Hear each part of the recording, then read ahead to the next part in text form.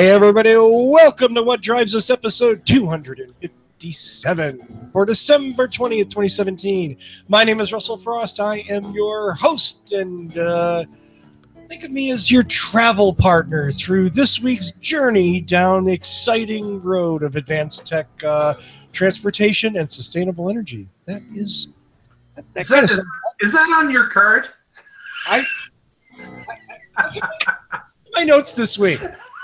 Look at my notes this week, and that isn't even a legitimate phone number. 867-5309. Yeah, exactly. I might as well dial that one. Yeah. So no, I make this crap up every week. You're just making this stuff up as you fly, huh? Totally, dude. I am totally flying by the seat of my pants, as they say. Let me introduce my two comrades that are here, since we've already engaged them in conversation. The gentleman in the black hoodie and the stealth white earbuds is our man in Canada, Mr. Mark Codwin. Hello, everybody. Welcome to the show. We've got some interesting topics this week, so stick around and listen in. Chime in if you can. Absolutely. And then the mastermind behind Boulder Hybrids in Boulder, Colorado. He knows everything about hybrids and EVs. And by everything, I mean everything. Some stuff. But don't you dare question me. I have authority on that. Mr. Paul Guzik. Hey, everybody out there in internet land, glad to be back. Woohoo! No beer choice this week, Paul? Oh, yes, sorry. Okay, I was just surprised. Today it's Isolation Ale. I might have had this one before. I don't know. It's sort of a wintry Isolation beer. Ale. Isolated in the cabin, you know, with nothing else to do but to drink beer. So does that happen? Do you get to be that isolated? No, I'm usually working. So. And before we get the show started, I have a special shout out to a viewer and listener. I want to say happy fucking birthday to Mandy Pennington. Well, look at that. Look at that. Yes. Yeah, as Mark said, we have some fun stuff this week, and Mr. Paul Guzik is actually the creator, the founder of the man who found this story, and I'm going to let him intro it. So a little bit of backstory here. This is this Australian guy. His name is John Cadogan or something. Cadogan. He's a character. He has a whole YouTube channel with tons of viewers. He's takes the piss out of all kinds of stuff about cars and technology and car companies. He, like us, has no sponsors. He pulls no punches. And like Russell, he's a very opinionated SOB. And his last story this week was, this is a bit long, 16 minutes long, so I encourage you to watch it on your own time. But talking about the Tesla cult truck. We've all talked about the Tesla Semi, which is pretty cool. And he kind of tries to take the piss out of it. And, you know, and interestingly, he talks about how Tesla people are drinking Kool-Aid and are cult fans. And too bad Evan isn't here. I guess he's off drinking Kool-Aid. But definitely Tesla has kind of a cultish following, and some people think they can do no wrong. And John talks about how they don't meet any of their goals, but you know what? They're pretty ambitious goals, so you got to give them credit for that. I won't go into the details just yet. We'll sort of get a conversation going about it, but he does make some points about the truck being a hard sell in Australia. I think it will do certainly better in North America, but the whole attitude he has about how Tesla and the cult thing does have some validity to it, in my opinion. And some of his other videos are great.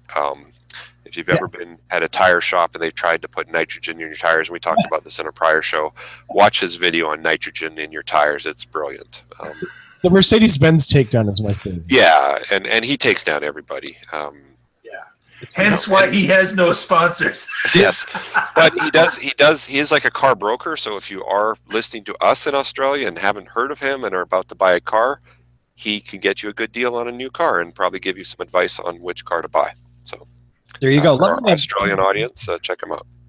So before we go into any more depth, so here it is. The truth about the Tesla semi-electric truck auto expert, John Cadogan from Australia. Here's the intro, kids. The mighty Tesla truck, the much-hyped Semi. It's heavy-hauling, electrified pie in the sky. Here's why. Okay, so we're not going to run his little logo and all that, but let me get into, here we go. Semi, in just a second. Give me a couple of minutes to establish the context. Dun, dun, dun. Already, gotta love the guy's style, right? 5 months ago, I reported on one of the modern era's most popular cults, Tesla. Link in the description. I decided to test in a semi-robust way whether Tesla was a beacon to a clean green future or just another cult. And a cult is simply a system of faith-based devotion directed towards a particular figure or object. And faith, well, that's just believing in something when they're... Okay, so I don't know. They're 16 minutes long, and we're not going to run 16 minutes of his video. But in this video, in his own wonderful way, he makes some points about the Tesla Semi. And I think, I mean, maybe just to start off on a positive note, he makes some points that apply specifically to Australia that don't necessarily apply in the United States. And I think they're excellent points about range, about the distance between the cities, and how the range of the Semi would work well here, but maybe not as well in a larger, more spread out country, less dense country, such as Australia. So that makes sense, Paul? Yep. Well, and the other thing I thought was interesting is he talked about the lifespan of trucks. Like in US and Canada, trucks last, 10, 12, maybe 15 years. And then when they're done here, they send them to Mexico or Central America and they squeeze another 10 years out of them because they can't afford new trucks. But in Australia, when the truck is old, they can't really ship it to Mexico or Central America, so they just keep driving them, and they drive them into the ground, and they're polluting and they're nasty. And new trucks are very expensive because they have no domestic manufacturer, or well, they might have some, but it's a whole different market because of the geography of Australia. And right. Like I said, in Europe, cars from Western Europe or trucks from Western Europe end up going to Poland and the Eastern Bloc countries and Siberia and who knows wherever. But it's just a different thing in Australia. Yeah, Australia is an island, and it's expensive to ship things in and out of the island, Yep. and they got no place to go but use them up till the resource is dead. Yep. Absolutely. And again, that's something can be totally true in Australia and not have any relevance here, and vice versa. Yeah.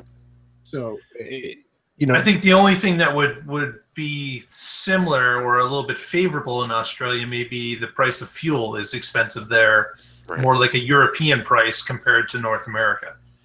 well, and I think part of the point that Paul made is the really good point that he makes here is that these older trucks belch out a lot of pollution. Yep.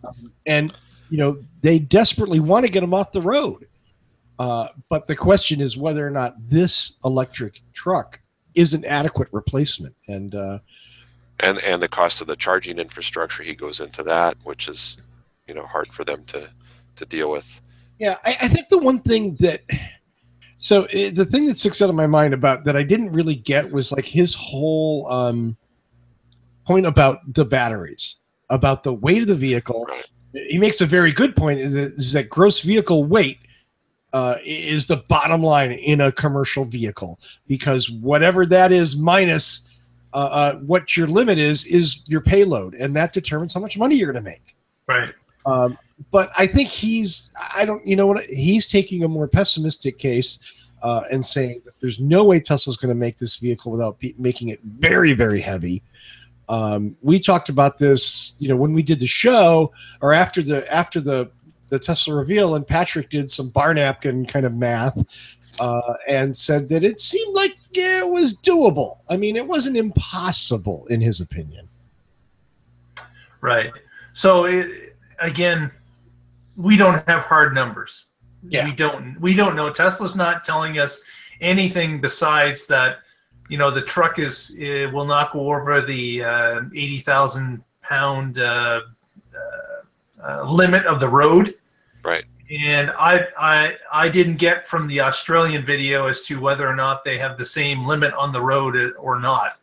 I do know that Australia has a lot of truck trains compared to the North American market, so they have multiple trailers on a tractor. There are some in the U.S. and Canada, but Australia seems to use a lot of them because, of course, of the distances, and it saves them money by having the multiple trailers. Well, and the trucks may be for urban or regional use, and the long haul crossing the country in Australia, they'll use a traditional truck probably. And when you're doing like what they call LTL delivery, less than truckload, where you're going around delivering stuff to various businesses in a metro area, you don't need an 80,000 pound payload or whatever, because you're basically dropping off stuff like UPS, just big heavy stuff. Like, for example, today I got a shipment in of 500 pounds of Highlander batteries on a big pallet. But that was one stop for the freight company, and they're going to go and deliver probably 20, 30 other stops until their trailer's empty. Right. So I think, for the right application, the electric trucks can make a lot of sense in the sort of urban or regional delivery system. And then the long haul, if they have to use a diesel truck train still to do it, so be it. Yeah, at least there's some savings for them in the regional and city and the air quality scenario. in the cities, because which is most important because of the dense population. Yeah, and the old crappy trucks that they're using are polluting and breaking down in the urban areas, and last thing you want is a semi broken down during rush hour when you're trying to get out of Sydney. Yeah. One other thing, and I don't. Do you guys? We don't need to go further into this video, right? No. Yeah? Okay, cool. Patrick sent a comment in, and I want to read it because, Patrick has good ideas, even if I don't agree with them all. Patrick said, and I quote, "Hey, thanks for reading my comments on some of the stories recently. I'd like to do one about the Aussie video, but I know you folks can tear that apart without me, of course." Maybe I wasn't supposed to read that part. Oh, well. I'll add just one comment on it. He starts the video claiming that Musk never delivers on anything, whether it's cars, rocket landings, the green future, whatever. That is just not true. Musk has landed and reused rockets.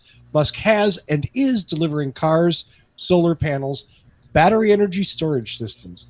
Yes, it is not on the ambitious schedule that he self-imposes, but it is faster than anyone else and beyond what many companies would even be willing to try. Yeah. That's right on the money. I think, well, I think it's a little favorable. But yeah, I think. But even like the Model S, I mean, Mercedes could have done it. Porsche could have done it. Toyota could have done it, but Tesla did it. They had a real kick-ass EV before anybody else. So, but was that because Tesla was willing to lose money on it to do it, and nobody else was? I mean, does that make them a good? I get that makes them a leader, but does that make them a solid business? They had nothing else to lose, though, Russell. I understand. There was nothing for them to fall back upon. There was no history. There was no amount of money they were making off regular cars. They were going to either fail or win in a big way, and that's the only options they had in front of them. Yeah, and whether or not Tesla's going to be a viable business model 5 years from now, that's still an unknown. I think that's really. I mean, in other words, I don't know. Do you get credit for doing it first, even if you're not successful? Business-wise, I mean, your products, arguably are. I think there's some merit in there, and maybe not very much. Maybe 10%. Right. Anything else about the negative we want to say about the Tesla Semi? I don't think so. It's a little early to really critique it because we don't know the specs. We don't know when you keep hearing about all these press releases. Budweiser's going to buy a bunch and Pepsi's buying a bunch and blah, blah, blah. But when's it going to really be real, and what is the real payload, and will it really hold up in a commercial environment. So, you know, it's a great.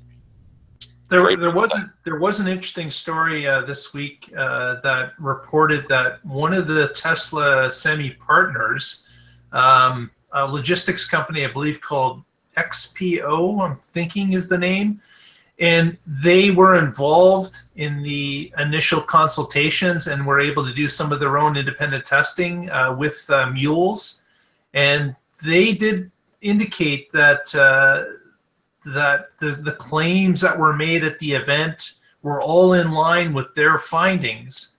The only thing they couldn't or hadn't established was the 500-mile range. They did not have a vehicle that they could test to go that type of distance. But the other things about the payload, about it being able to recharge, accelerate uphill, right. All those things, they were able to confirm that their findings agreed with that. Interesting. Well, no, I mean, it's exciting technology. I just hope it really comes to market, and there's a business case for the freight companies to buy them, you know, because it's obviously going to be a more expensive initial cost for the vehicle and the charging infrastructure. And and imagine if you were like a UPS hub warehouse where you have 40 of these trucks come home every night and they all want to plug in at the same time. Well, now you've got to upgrade the grid feed to that warehouse to power them all at the same time. If it's one truck, it's easy. But when you have 40 or 100 of these trucks, you need a hell of a lot of kilowatt hours all overnight to charge them up again. You mean you can't just plug it into one of those block heater posts and it would work? Yeah. That would get you about 4 miles of range overnight. Go get me a splitter. That's you park 2 of the trucks here. We're going over the neighbors and plug it into their house. But that's going to be a big deal, because if the distribution warehouse is not near a major power feed, you know, then they're going to pay the utility tens of thousands of dollars to bring in major current feeds to, you know, so or move, or move, or have a hell of a lot of solar panels, right? And batteries. Hopefully this isn't a point. Hopefully this isn't me making the same mistake twice. But on the Tesla show earlier, a point that I made that I thought about with this was, it's interesting. You know, it's one thing to get 400,000 reservations from individuals, dreamers, aspirational people that wanted the Model 3. You know, it was exciting and it was $1,000, and it's refundable. So what's the risk? Right. Getting corporations to cough up hard cash. I think it said UPS coughed up $2.5 million in deposits for something that's not going to actually exist for years. Right. That's impressive. I don't know the terms. I don't know if it's fully refundable or what. But again, the idea that companies are ponying up money is pretty impressive, because it's not quite the same thing as getting a whole bunch of consumers to do it. These are people that want returns in the same quarter. You know, they're not. Of course, they invest long term, but let's be realistic. Most American companies are quarter to quarter. You know. Yeah, and if something goes wrong, someone pays for it immediately. Yeah. Well, although UPS does have a history of investing smart and long term. Absolutely. You know. Sure. I mean, they make their own trucks. They reroute their trucks so there's no left turns. I mean, right. They put a lot of money into logistics. So they actually think about this stuff. Yeah. And they're good at it. Well, that's fine. Let's only 2 years to wait. Yeah. Wow. Elon, and that of course is Elon time as well. That's Elon years. That's like 6.5 real years. Oh no! So I've got a picture, and then should we have a new time measurement? Call it Elon years. Oh, I think that one exists already and has for quite some time. It's kind of like Chinese pounds. You know what those are? It's like dog years. Yeah. You know, one of our years, it's 7 of Elon's. You know, that's fine. This is something I saw on Facebook, so forgive me for sharing it. It's one of the many groups that I'm in. It's a Kia Soul EV group, and one of the posters posted this, and I was staggered. Now, this is just a little tiny sliver. But this picture that I'm going to post right now, this is a lot of VW and Audi diesel vehicles that were bought back from owners. Oh, jeez. Yeah. Apparently, space. Yeah, apparently they're just taking up space. They're filling up this space with these vehicles that owners didn't want and legitimately didn't want around some old nuclear power plant. My thanks to Bob Anderson at the Kia Soul EV group for posting this. I don't think he took it, but it just like, wow, just kind of staggering. And what happens to these vehicles? They're stored at this place for a while. Obviously, they won't sit here forever. Are they put on a ship? Country with no emission standards to buy them. Isn't that a shitty thing to do? Like, really? Yeah.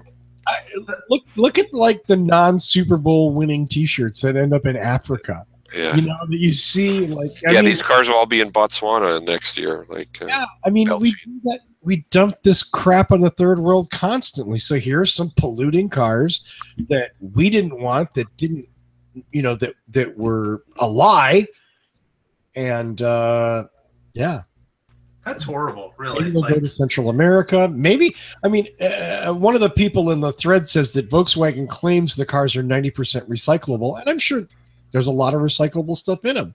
But I noticed that they're storing them. They're not grinding them up. I mean, if you were VW, would you sell them for scrap metal or sell them to some country that would pay you, you know, a lot more than scrap metal value? Right. You would think that, yeah, that's it's scrap value. It's got to be pretty low. You know, if you could ship containers of them to Colombia, I mean, scrap value on a car is like $500-600, you know, on a good day in North America. So I'm sure that car is worth, as a driving car, at least $5,000 somewhere else. You would think. I mean, even if it was worth a couple of grand, it would still be a significant return. And I'm sure that through the glory and majesty of the United States legal system, we probably let them write off the cost of the cars anyway. You know what I mean? Or the fine or something. So Volkswagen will probably come out on top as it ends. Which kind terrible. Terrible. Yeah, it kind of makes me sad. Mark, maybe you have a story that'll make me less sad. Well, we've got we've talked about this company in the past. Workhorse is a electric vehicle designer that has put together most recently a pickup truck and a delivery van.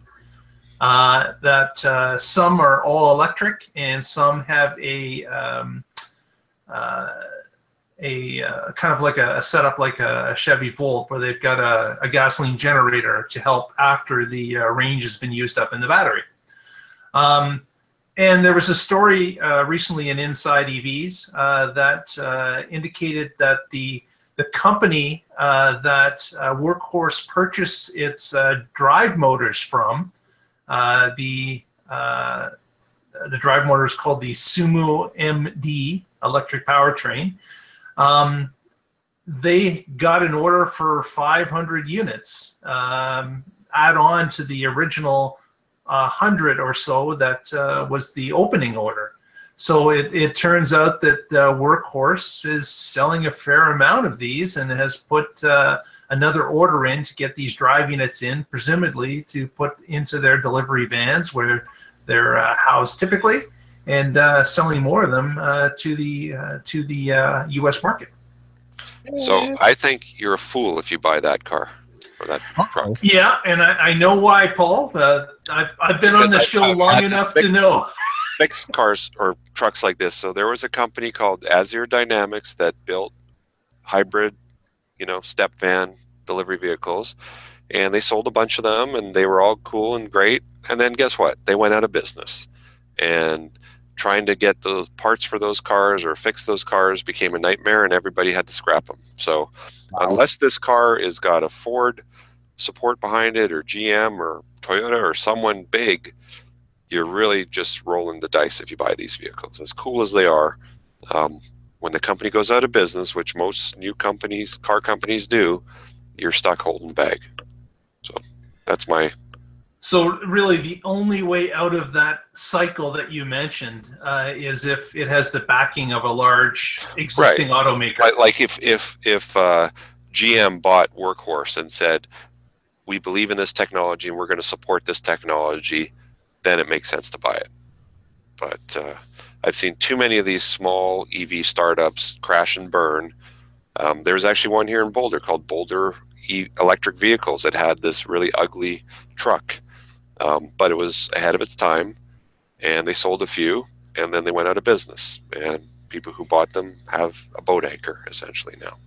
Wow.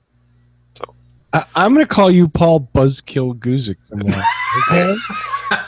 We all know it takes a shit ton of money to start a car company or a truck company, and unless you have the funding and the long-term ability to support the vehicle, it's likely to fail. And I appreciate your realism there, because, you know, I'm like, oh, yay. And then, you know, you come in with like, yeah. And then, and the problem is, if small businesses or something invest in these things and then they lose their ass, then that business go, you know what I mean? There's like a ripple effect. Yeah. It puts others in jeopardy. Yeah. Yeah. There was a local plumbing company here in Boulder bought a couple of these Boulder EV trucks to be all clean and green. And the manufacturer went out of business, and these trucks are parked behind their plant or their warehouse or whatever, just sitting there collecting dust because they broke and no one could fix them. And you've had experience where people have ever come to you with one of these vehicles that is unsupported, Paul? Yeah, and we try to fix them, but you know, there's no wiring diagrams, no service manuals, there's no software tools to interrogate the car. I mean, it's basically trying to fix something with no information at all and no help from anybody. Right. So, where, you know, if you have a Toyota that breaks, you can go online and get this wiring diagrams, the repair manuals, parts are available, advice is available, you know. So even electric cars, which are a lot simpler than internal combustion cars, stuff can break, and it has to be supported going forward. Wow. So don't buy one of these vans if you're listening out there. Unless it's gambling money. Like if it's Vegas money and you're willing to... then you're not really a business. Right. Yeah. Especially if you're a small business, don't buy one of these vehicles. No, I mean, you know what? That's a great point. It really is. Support is important. Well, and the other thing, you know, if this truck was sold by GM, they would put 10,000 man hours of testing into the design.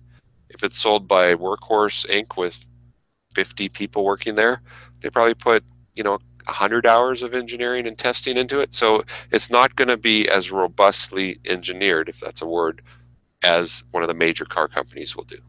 Right. Because the major car companies know they have to support it.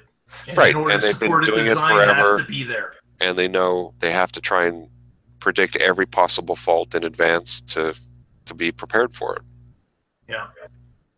Interesting point. Thank you, Paul. Because I'm the guy who has to fix these things when they break. Well, no, and that is a really important thing to say. I mean,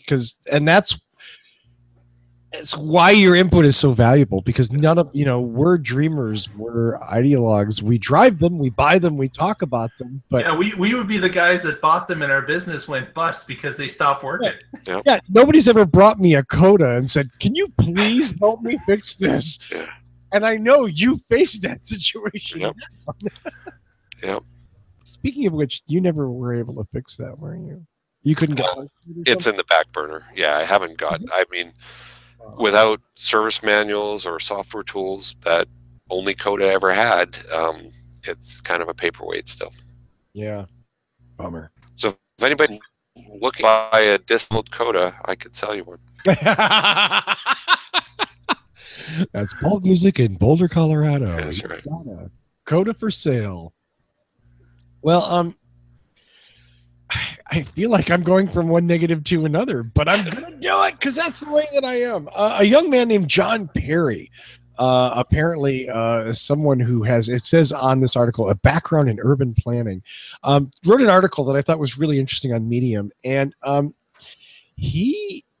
what's the polite way to say it? He eviscerates Elon Musk and the Boring Company plans in Los Angeles. And I thought he did a really good job of it.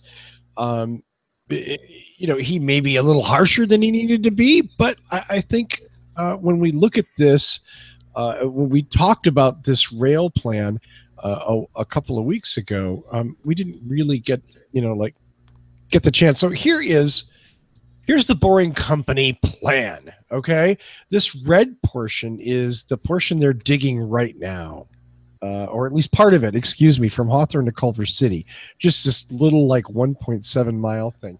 The rest of the blue is stuff that Elon has said he wants to do. He wants the Boring Company to do this. And if for some reason you've never seen the show before, the Boring Company is another Elon Musk venture. The idea is they have these robotic boring machines that dig tunnels very quickly. And then Elon's plan was to put Tesla cars on electric skates and run them through these tunnels really fast. Don't forget the glass skate. I'm sorry, the what? The glass skate, the one that encloses people. Oh yeah. Well, I mean, I think that was later, wasn't it? It was part of the first iteration. Yep. Then I stand corrected. So here's the problem, and Mr. Perry points this out. He says, this really looks like a convenience for Elon Musk, more so than anybody else. I mean, he just so he can get to work easy. Exactly. Well, I mean, it goes from his Bel Air home to one of his offices to the airports. And you know what? He's darn right. And it's they're already existing. These follow existing freeways. And I don't know if that's part of the Boring Company's way of getting things approved. If they're like, we're going to dig under freeways, we're not digging under private property or anything else. We just need the boring rights from local governments. But the whole Boring Company idea is so flawed. It's so, again, I want to put this map up. Because I want to show a couple of things here. Okay, so this is Elon's map. This is what he's proposing to do. And again, it's hard not to look at this. And I don't know, those of you who maybe aren't familiar with LA, this means nothing. But I mean, this is Metro Los Angeles here. The Long Beach Airport down here is probably the south end of that. Sherman Oaks in the Valley, obviously the north end. But this isn't really like a travel network. This is like someone's personal private railway. It really is. So you're saying that what they've mapped out is something that people wouldn't follow to go to work or to it's not what people are interested in traveling. If you're Elon and had to catch a flight, you would use it. Right. I mean, that's the thing. It's certainly, Los Angeles, a lot of people there, but this isn't like a metro LA traffic solution. This is for some people, a small group of people, to get from one point to the other. Otherwise, I mean, if you live out in this area here, what good does any of this do you? And millions of people live here and here and here, where it doesn't even go. I'll show you so that it makes a difference. Here's the rail rapid transit system that LA has built. Kind of looks a lot more comprehensive, doesn't it? Kind of looks like they want people to come in from the outsides and be able to get all throughout the town.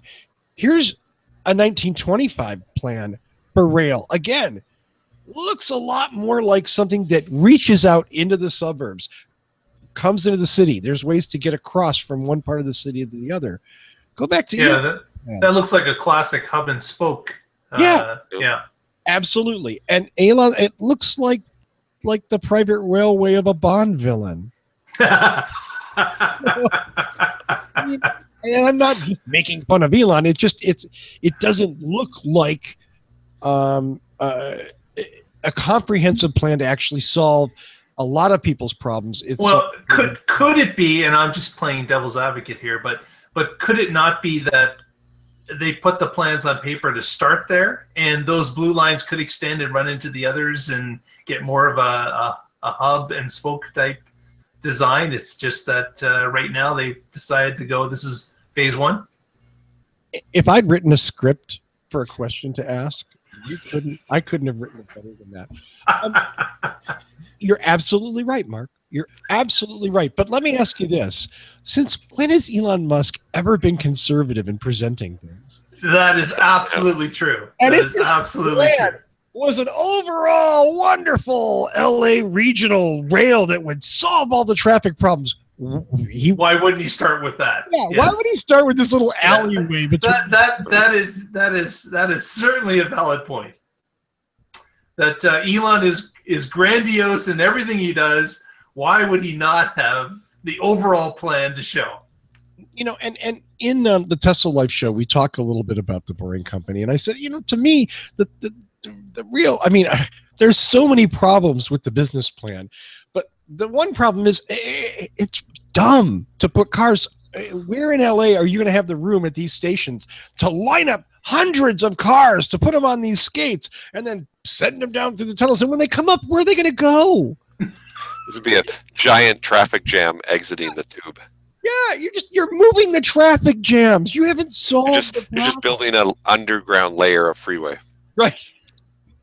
Well, at least above the ground, you don't see the havoc that's happening underground. Yeah, yeah. And I don't want to beat on this too much. I think that the Boring Company could certainly serve purposes. Could certainly do good things. I think this plan, as Elon has articulated it, is ridiculous, and I hope that I hope that he updates it. How's that? Yes, yeah. Yep. It would be nice to know more information. Yeah. Speaking of more information, Toyota, our friends at Toyota, did something this week that shocked a lot of us. Toyota has always been either subtly or very overtly against electric vehicles. And we're going to dig into that a little bit. But for now, accept that concept phrase of an electric vehicle. They love hybrids. They've deployed hybrids throughout their Toyota and Lexus line. They have been big supporters of hydrogen. And have spent an enormous amount of money on the Mirai. This week, wow, in two, seismic press conferences, the press conference with Akio Toyoda and the president of Panasonic talking about their joint battery project is huge. And then there's this enormous Toyota Mega Web press conference with an executive vice president who laid out the future for electric vehicles in Toyota. And I want to read some of the language, though. Of course, it's all going to be in Japanese. It's all, so bear with me while I translate it for us, Russell. Yeah. Toyota doesn't talk about building EVs. They talk about electrified vehicles. So understand that electrified vehicles are hybrids, are hydrogen fuel cell vehicles, right, as well as battery electric vehicles. Standard like Teslas or like the Nissan Leaf or the Chevy Bolt is a battery electric vehicle. So Toyota's kind of hedging their bet.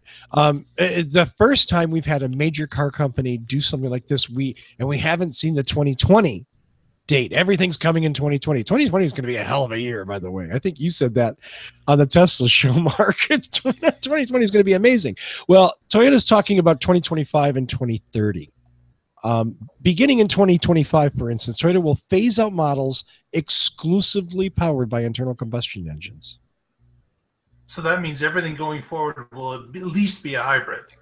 Well, at least. Well, no, there will be a platform where they can do a hybrid or an EV, possibly. It's hard to say, because dare I say some of this is sort of weaselly? Is that unfair? I mean, again, they talk about from 2020 a BEV rollout in earnest, battery electric vehicle rollout in earnest, but they're not really again, they're talking about hydrogen vehicles and hybrids, not just battery electric vehicles. What was the other? There was. Here we go. I want to read. Oh, by the way, Daily Kanban, our friend Ed Niedermeyer's site, and Bertel Schmidt. This is Bertel Schmidt attending this press conference in Japan and reporting on it. So dailykanban.com. Do go there and read the story. It's wonderful. Farther down, so Bertel writes, and I quote, "The other day I witnessed a discussion between a Bloomberg reporter and a Toyota manager. The reporter said that batteries will most likely never approach gasoline in energy density and charge time convenience. The manager answered, if that would be the case, battery electric vehicles would have no future. Toyota now clearly thinks that battery electric vehicles have a future, and reaching out to Panasonic, it secured a supplier for the huge volume of batteries it thinks will be needed in the not so distant future." Color me shocked. Color me shocked. Well, I do agree it's going to be a long time before energy density of a battery is the same as gasoline. I mean, I think the current spec is for the amount of energy in 1 gallon of gasoline takes up about 200 pounds of batteries. Right. So even if that gets halves in the next 10 years to 100 pounds, that's still a lot of weight for 1 gallon of gas, which weighs what, 5 pounds maybe? So at the most, yeah. Yeah. So yes, energy density is a tough problem, and it's going to take a long time to solve that, I think. But still, if you look at the whole application and how people use cars and the ability to charge cars and the amount of batteries you can put on the vehicle and at a cost-effective rate, there's a lot of stuff going on. You can't just compare a gallon of gas to batteries. It's a bigger question than that. Sure. Yeah, and absolutely. And this is going to, assuming that that energy density comparison is great as long as gas is cheap. As soon as gas gets more expensive, too, that energy density argument loses a little steam, if that's not mixing too many metaphors. Depends if the steam is from a coal plant.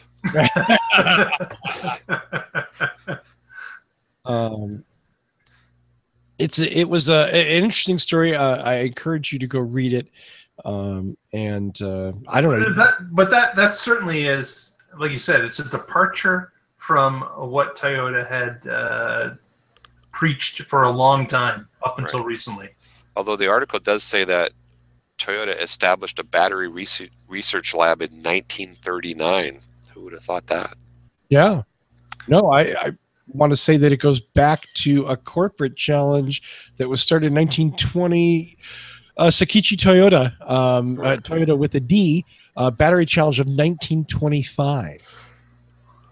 Toyota's certainly gone deep, but they also,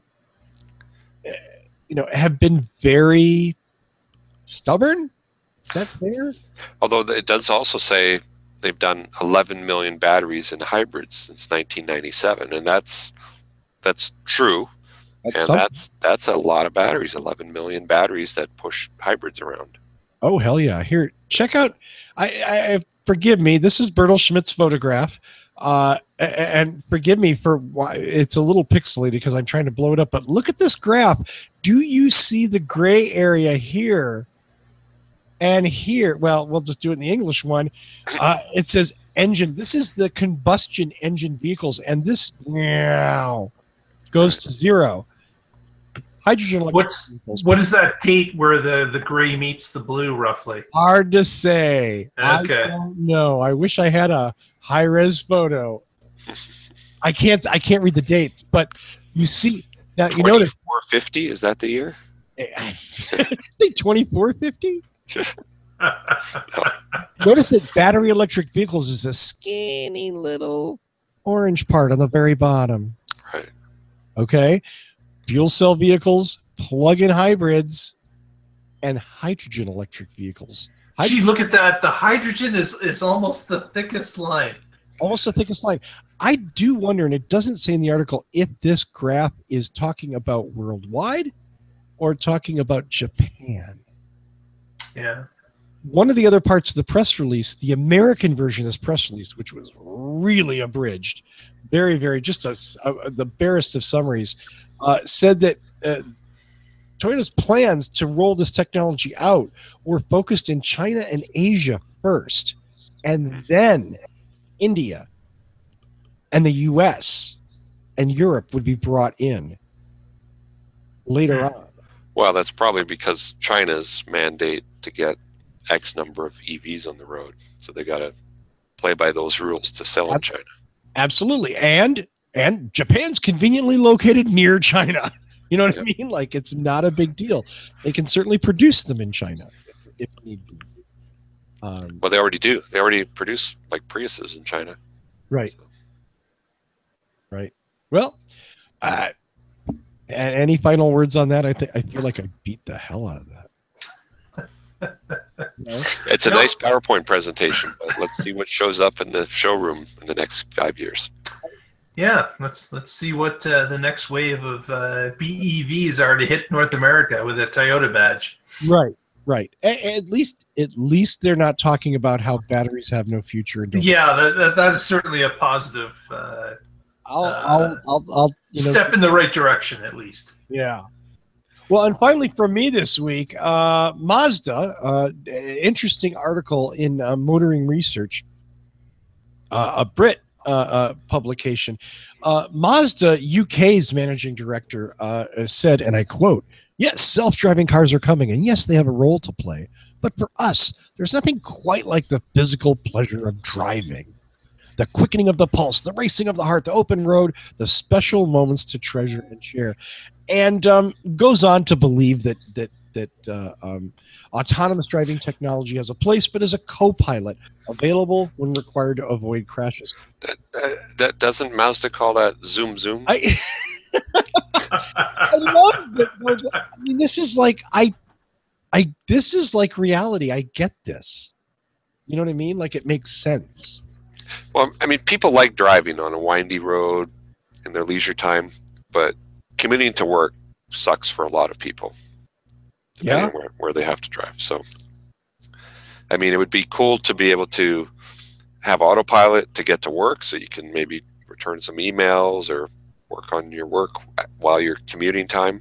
But on the weekend, maybe you want to take a nice drive on a windy mountain road and just see how the car feels and do the manual thing. So right.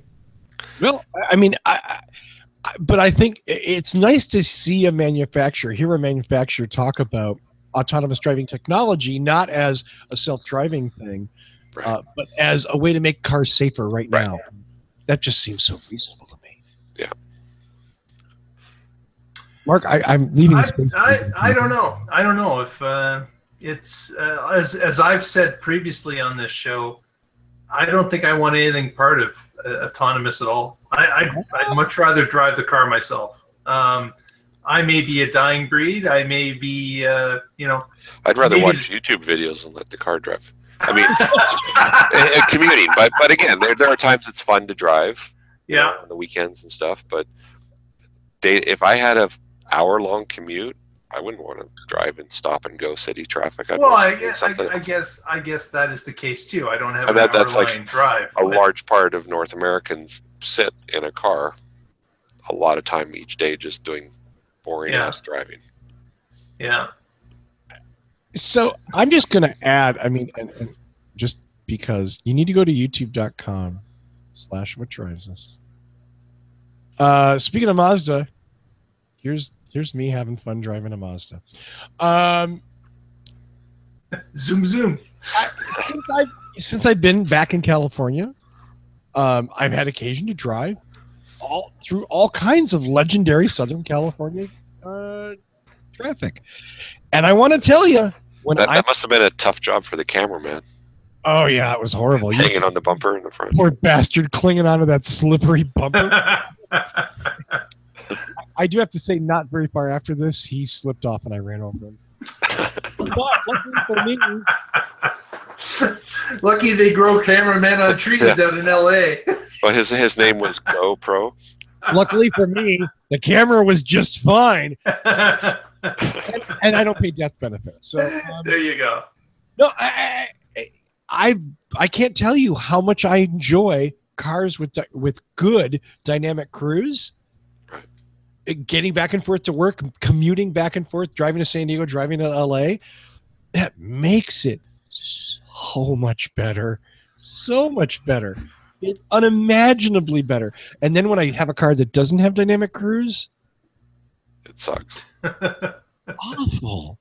It is awful. So, I mean, I'm not against this technology.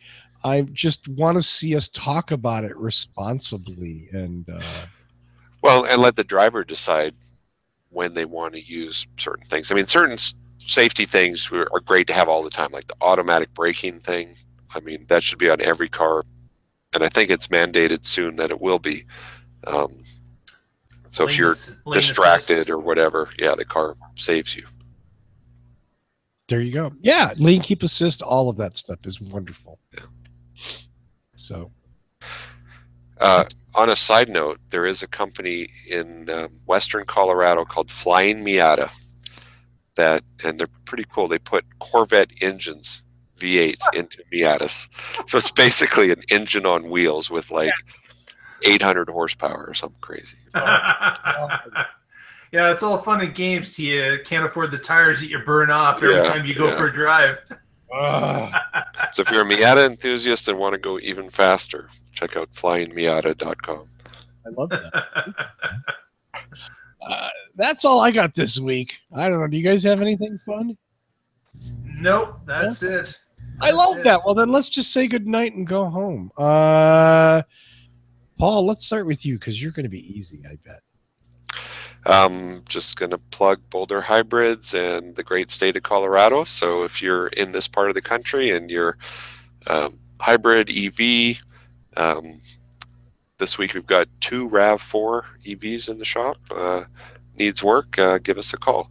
Don't call us, though, with one of those workforce trucks once they go out of business, because we won't be able to help you. Paul's only interested in talking about Codas. Yeah, no Codas. What's that web address, Paul? BoulderHC.com. Thanks, Mark. There you go. Absolutely. If you're anywhere near Boulder, Colorado, and by anywhere, I mean anywhere, you definitely want Paul to work on your vehicle. Mr. Coughlin.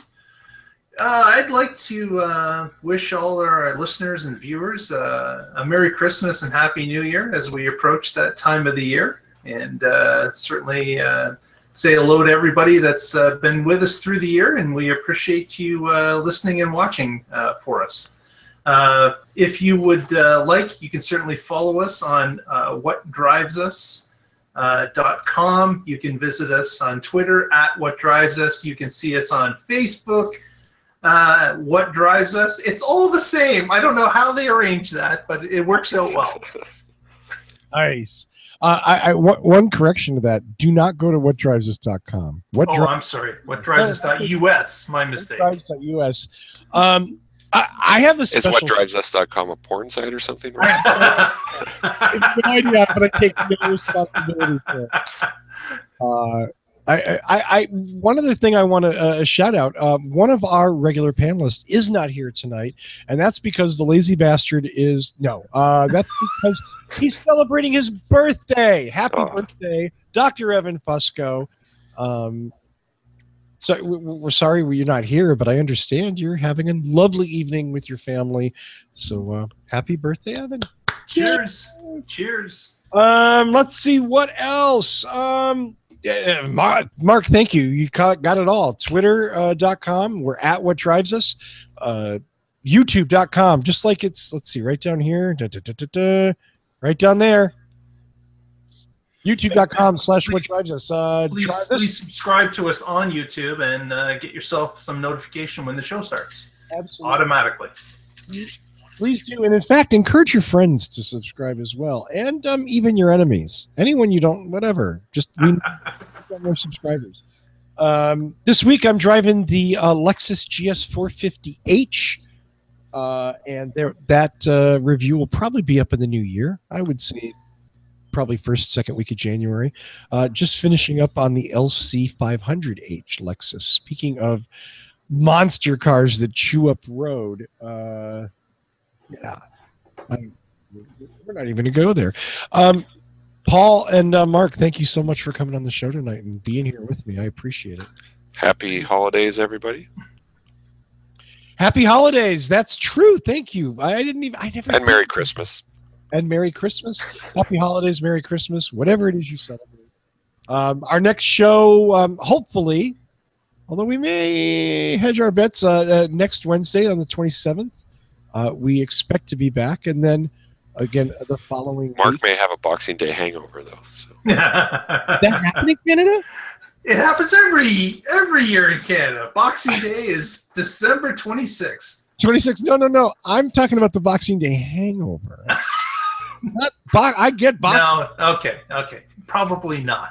I was going to say, Mark's so too damn responsible. That's his problem. So responsible. Mark, I mean, I just try to follow your lead. I can't tell you, That's it. That's all I got. Thanks, of course, to Michael Mannering for his amazing theme music. Visit him at manthing.com. You got all the web addresses. Subscribe. Follow us on Facebook. Thank you, everybody. Thank you very much, all you who listen and view every week. We do this show for you. Tune in next week and find out what drives us.